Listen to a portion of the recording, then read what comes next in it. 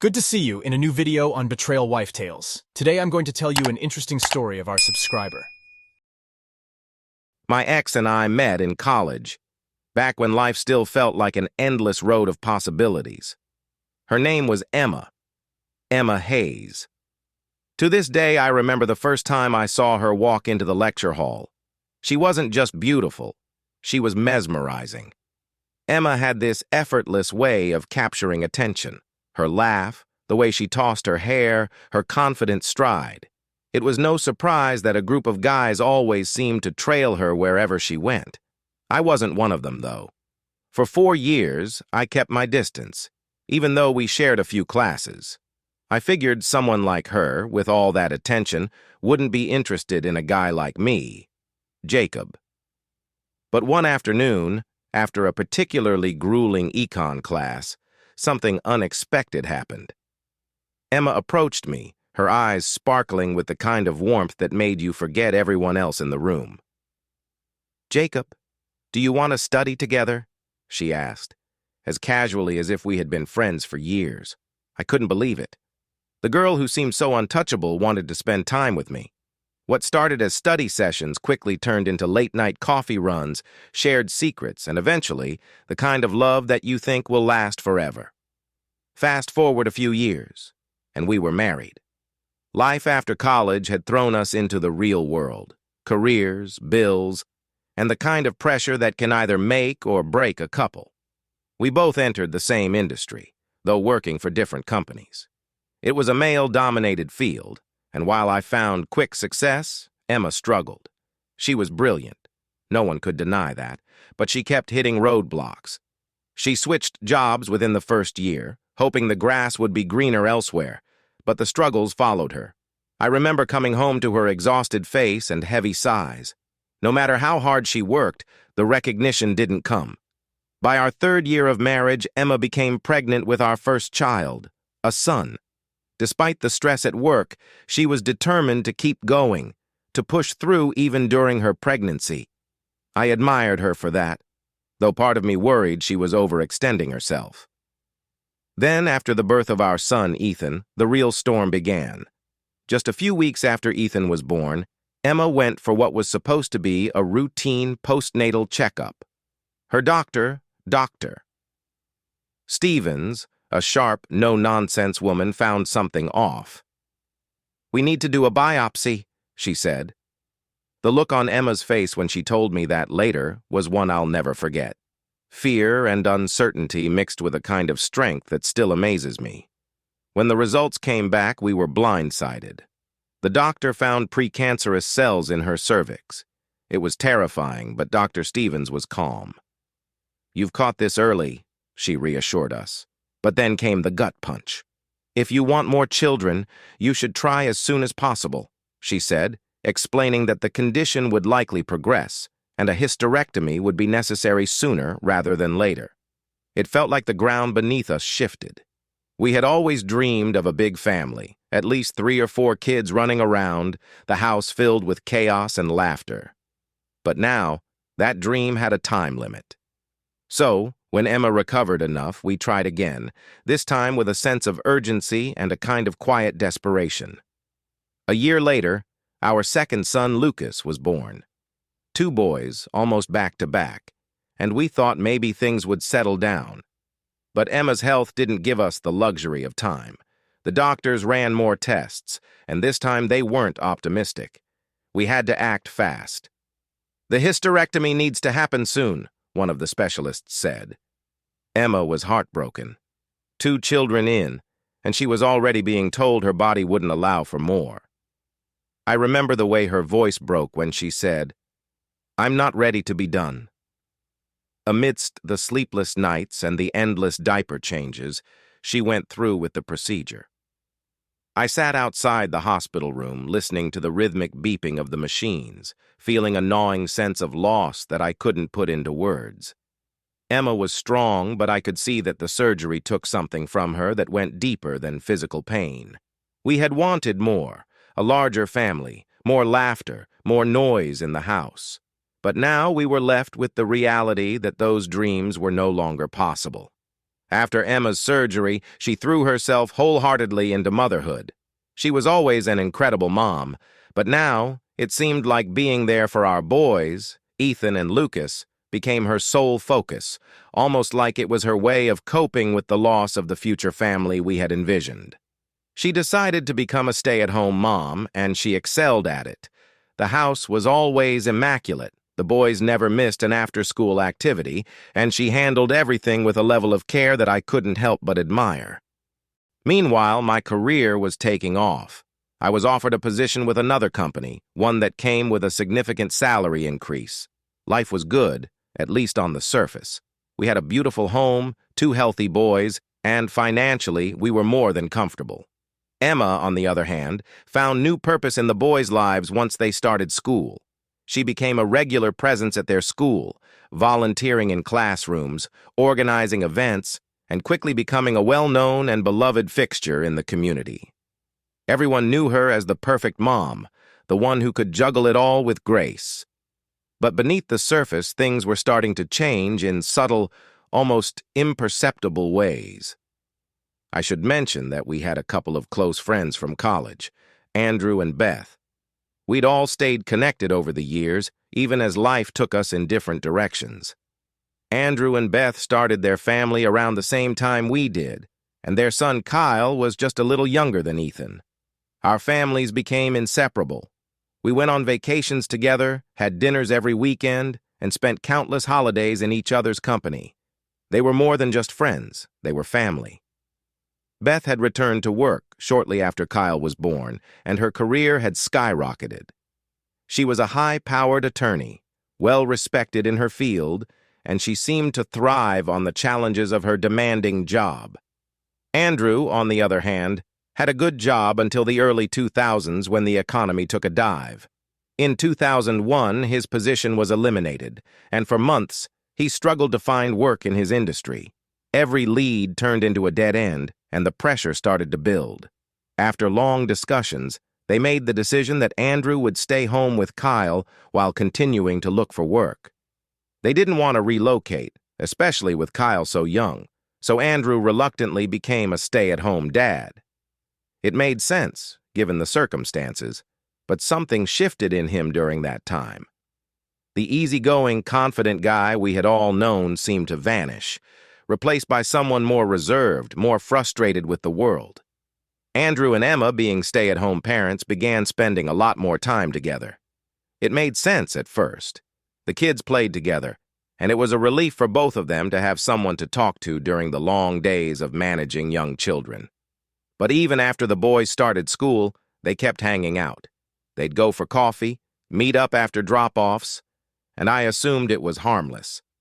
I trusted Emma implicitly. After all, we had been through so much together.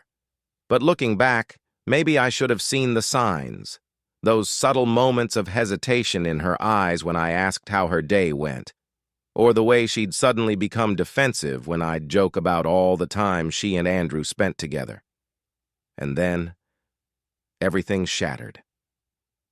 I learned that Emma and Andrew had been having an affair, and it wasn't just a fleeting mistake or a single lapse in judgment. No, this had been going on for nearly a year. Secret morning rendezvous at his house while I was at work and Beth was at the office. They were having hot, secretive sex, while the rest of us were blissfully ignorant. But the real twist, the thing that still haunts me, is what came next. One day, Andrew, ever the opportunist, asked Emma if she and I had ever talked about having a threesome. I could barely comprehend it when she told me later, after everything had already spiraled out of control. Apparently, she and I had discussed it once or twice, back when our sex life was still exciting, though it had slowed down in recent years. We never took the idea seriously, just some harmless fantasy talk. But Andrew, ever the provocateur, took it seriously. He even had someone in mind, a friend of his, a guy named Chris. I still can't believe Emma agreed to it, but she did. The day came, and Emma, Andrew, and Chris met at Andrew's house. Chris, according to Emma, showed up in a suit, like he was heading to some corporate meeting rather than this. Once things started heating up between Emma and Andrew, Chris stripped down, and just like that, they had their threesome. It's hard to describe what I felt when I found out about this. Shock wasn't the right word. It was something deeper, a mix of betrayal and confusion that I still can't fully untangle. But that wasn't even the worst part. After the threesome, Chris, of all things, pulled out a couple of $100 bills and handed them to Emma. "I usually have to pay for sex," he said, like it was some kind of joke, and then casually asked her if she'd consider having a one-on-one session with him. Emma told me she was stunned, that she didn't know what to say at the moment, so she told him she'd need to think about it and that Andrew would get back to him. That was the moment when things stopped being just an affair. It became something darker, more transactional. Over time, Chris suggested bringing in another friend, someone who might also be interested in, well, the services Emma and Andrew were now offering. And slowly but surely, what had started as an affair evolved into something else entirely. A business was born. A sordid, secretive business. Eventually, Andrew managed to find work again, something stable enough to allow him to leave his role as a stay-at-home dad behind. He returned to the corporate grind, which meant he could no longer spend as much time with Emma. And so, Emma, left on her own, had to find new ways to maintain the secret life they had built together. She adapted quickly, as if a part of her had been waiting for this independence. First, she got a second phone, one that was untraceable, kept far away from our family life. It was a burner phone, something she could use to communicate with her clients without arousing suspicion. Then she rented a storage unit, which she transformed into her personal office and closet. It became a hidden world, one that I had no idea existed. She used the money she made to buy specific outfits her clientele requested.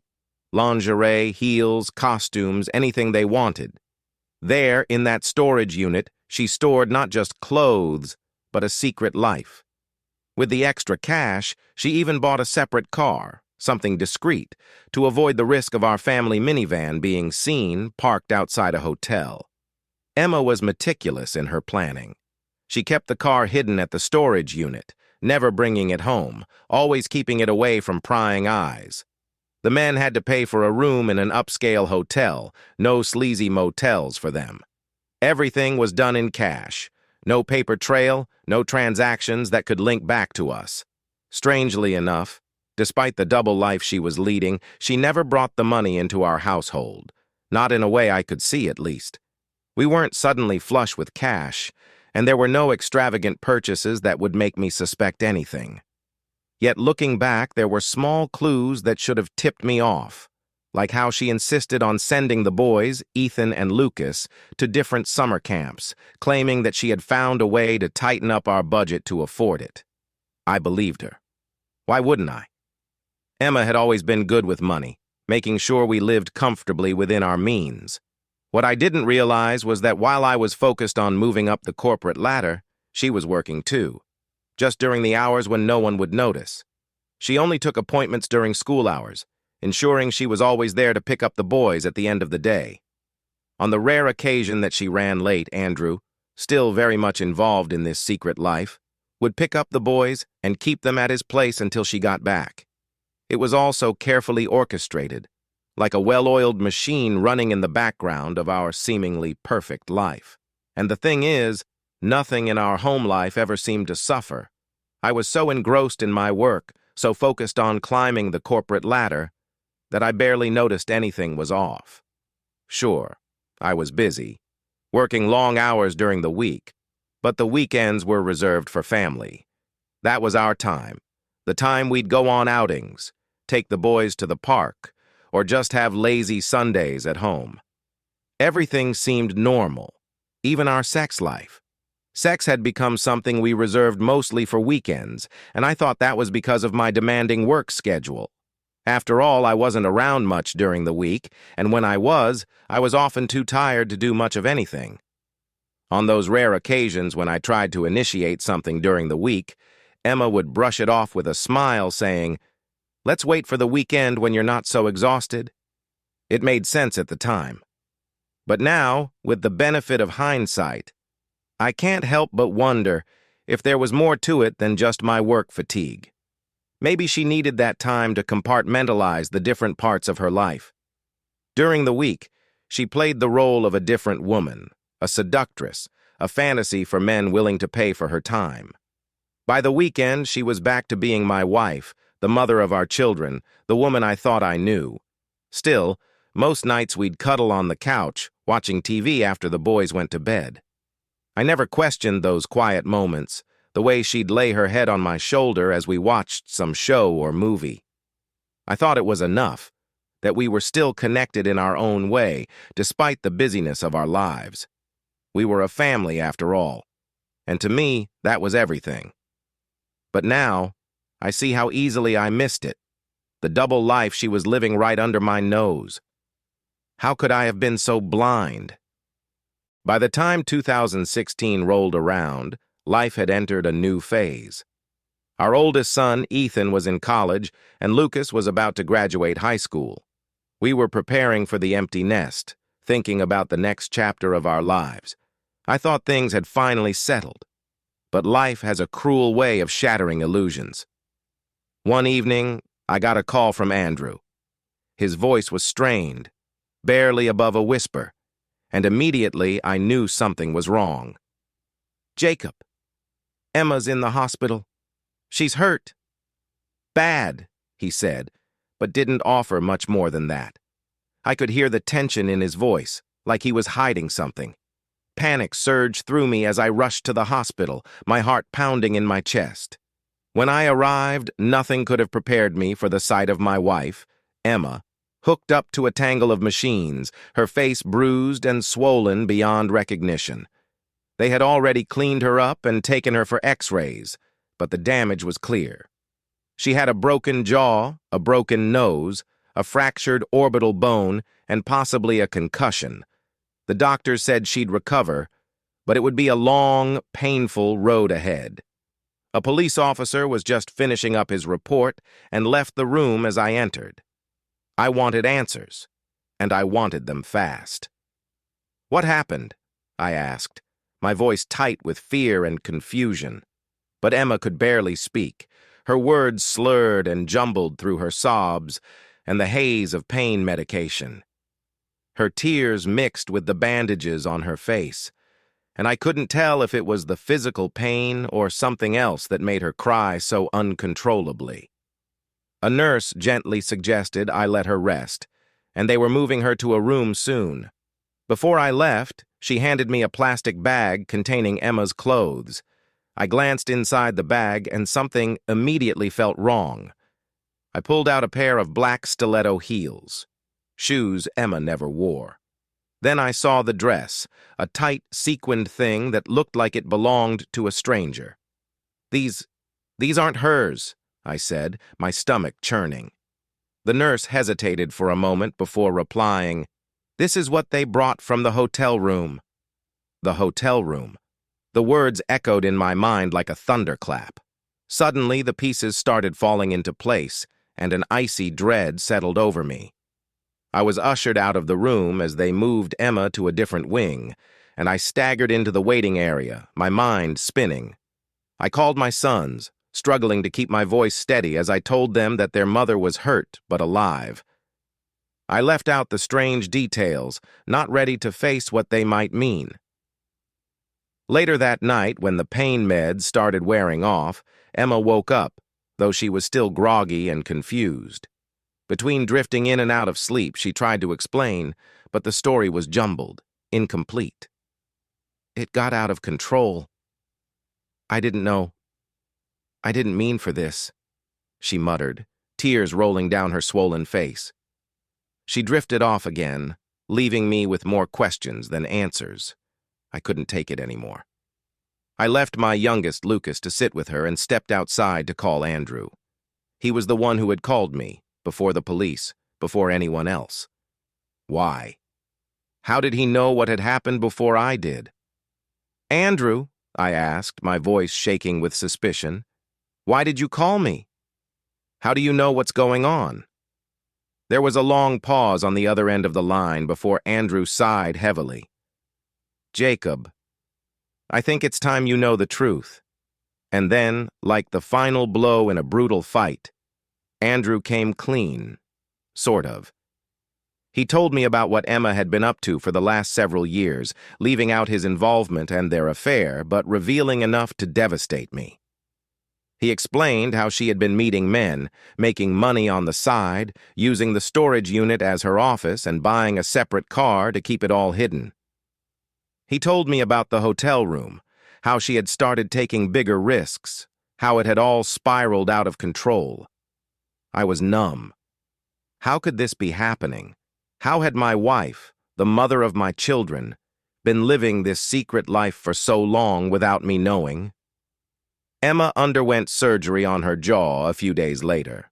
Her nose would need another procedure, but for now, the doctors wanted her to heal from the worst of the injuries. I brought her home, and she convalesced there while I wrestled with the storm of emotions inside me: anger, betrayal, heartbreak. As she got stronger, she eventually told me everything, though the full weight of her confession felt like it would crush me. She admitted to the affair with Andrew. She admitted to the threesome with Andrew and Chris, to the other men, and to how what started as an affair had turned into a twisted business. She told me how she had felt trapped, how everything had snowballed, and how she didn't know how to stop it once it started. The weight of her confession made it hard to breathe. The woman I had loved for decades, the mother of my children, had become someone I didn't recognize. Once she had fully recovered, I knew what I had to do. I called Beth and told her everything, about the affair, about how Andrew had been acting as Emma's pimp. Beth was furious. She threw Andrew out that same night, and our once close group of friends was shattered beyond repair. As for Emma, I told her we were done. There was no coming back from this. I asked her to move out, and she left, eventually moving in with Andrew. I filed for divorce shortly afterward.